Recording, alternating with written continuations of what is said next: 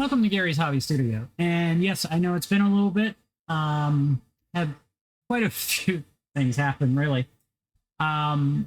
First thing was that I started to redo my internal services. I'm switching.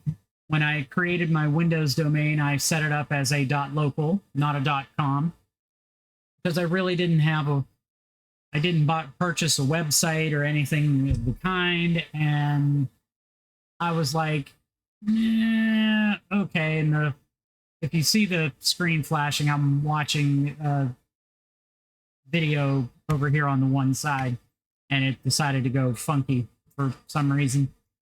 But anyways, back to what I was saying. Sorry about that. So basically, I was redoing it.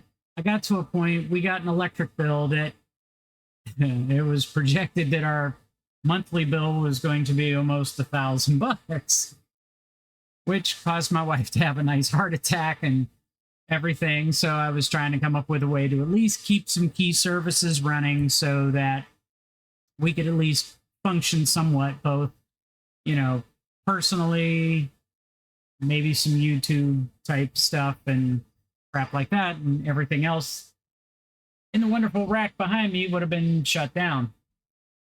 Well, luckily, she found a post on Reddit that other people called in and complained, and I got a corrected email that, yes, it was a error on the power company's fault.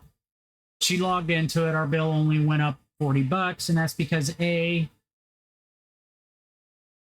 and B, the whole house AC, plus it was hot outside too just this past week. So yeah, I can understand it being a little higher, and I said to her, probably once the winter months hit, it'll probably drop back down. So, but basically the roundabout way I was looking at it was I was going to move the Unify controller, Home Assistant, and there's one other service, MediaWik, over to my old W540 laptop and use that and just let pfSense handle the DHCP, shut everything else down, unplug everything so that it's not drawing power even in the off state, and just spin everything up for a couple of hours every 3 to 6 months. Luckily, since that didn't have to do that, although that will be a backup plan if for some reason the bill does eventually get up that high with the rate they're raising electric costs on us, all because of the whole data center thing. I've got nothing against data centers.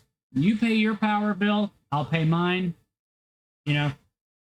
I know that I'm running my own data center, and I'd like to be able to, let my neighbors pay my electric bill,